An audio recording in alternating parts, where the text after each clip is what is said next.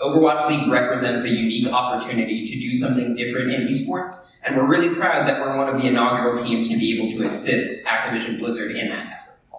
But core to what we believe as an organization is that it's crucial to have an ethos, a brand pillar, a kind of morality to who we are, so that our fans aren't just cheering because we have a winning team, they're not just cheering for all of these friendly faces sitting next to me, they're also cheering because they believe in the same things that we believe.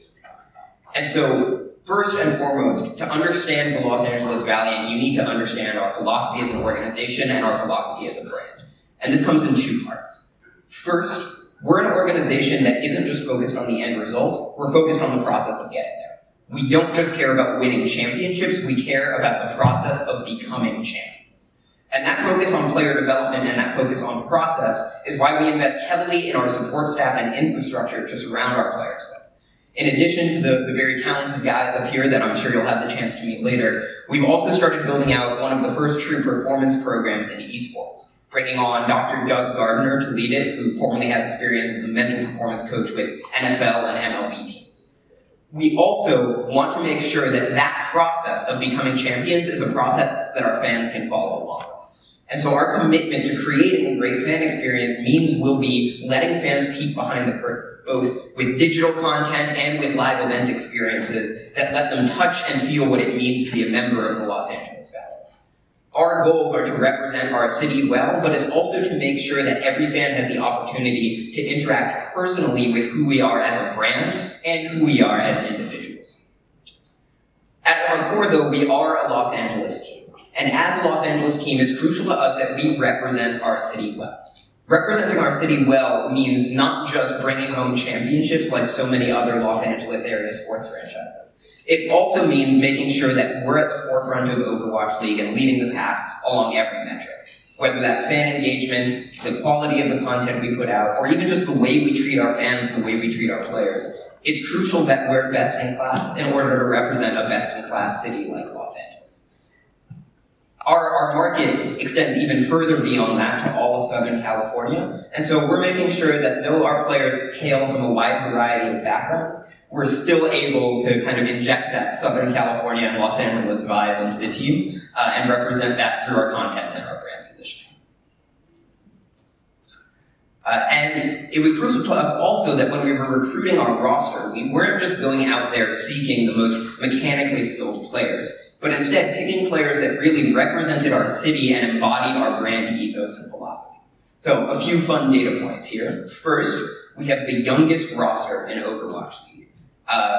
And because of that, we feel like we have a roster that's not just set up well to perform well in the first season, but it is set up well to perform well in future seasons as well. Our goals here are not just come out, make a splash, and then have to change up the roster in order to remain competitive. We believe that we've assembled a group that will be towards the top of the Overwatch League for many years to come. Our players also come from a wide variety of backgrounds and cultures spanning across North America, Europe, and Asia, which are the three key regions of Overwatch's popularity. We believe that that diversity of experience and that diversity of culture will power our team in much the same way that that diversity powers our home city of Los Angeles. We wanted to assemble a team that really reflected our city and embodied our commitment to representing it well. To that end, we also want to make sure that players here feel supported inside and outside of the game. Development doesn't just happen by becoming a better player, development happens by becoming a more well-rounded person. And for a lot of the players you see up here on stage, they're competing on one of the largest stages in the world instead of having the relatively easy path to adulthood and maturation that college will be.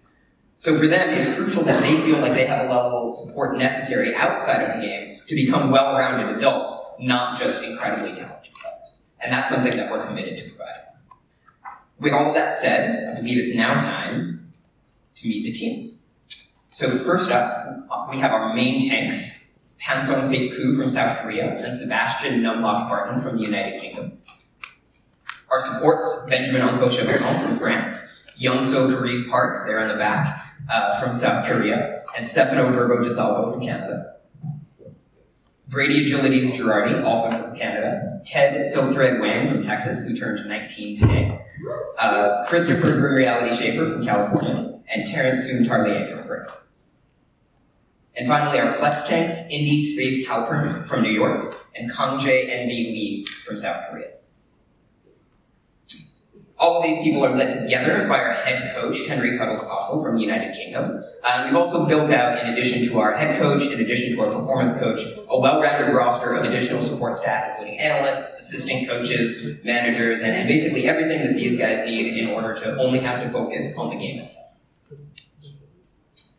Another core feature that we've done with our team that we believe is really pushing esports forward is moving away from the kind of traditional team house model of esports. For many years, esports teams would essentially live in houses all together and practice and play in the same space. They would wake up in the morning, go downstairs, and hop immediately into their practices. And we felt that as esports continues to professionalize, especially with the advent of Overwatch League, it was crucial to us that we provided a more professional atmosphere for our players to exist and to practice and to live in. To that end, what we've created is an esports-specific campus in the heart of Culver City that allows these players to have a divide, a separation between their personal and their professional lives, in the same way that I'm sure most of us in this room have.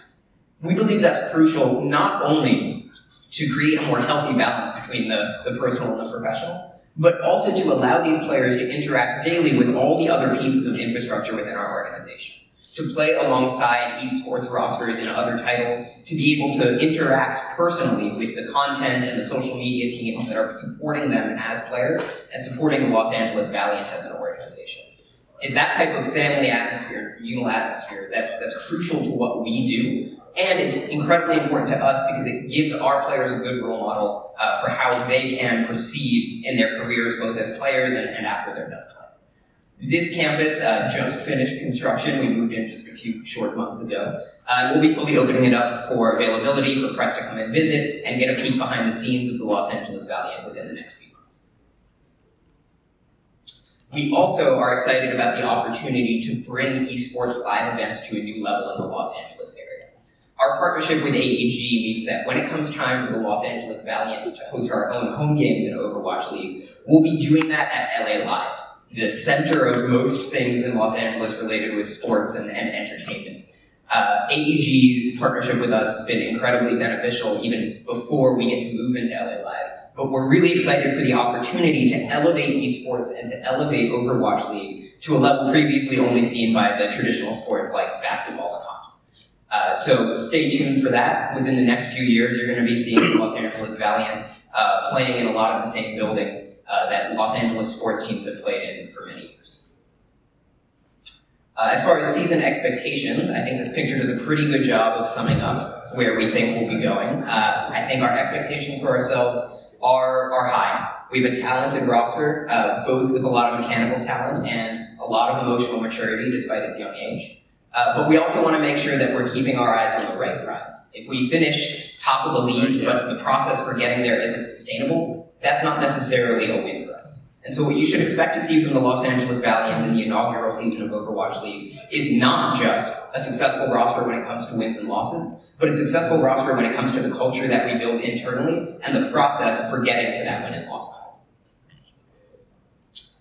I want to thank all of you for coming in, and I'm excited for the opportunity to field some of your questions and to speak to many of you one-on-one. Most of you have already met Jen, who handles a lot of our PR.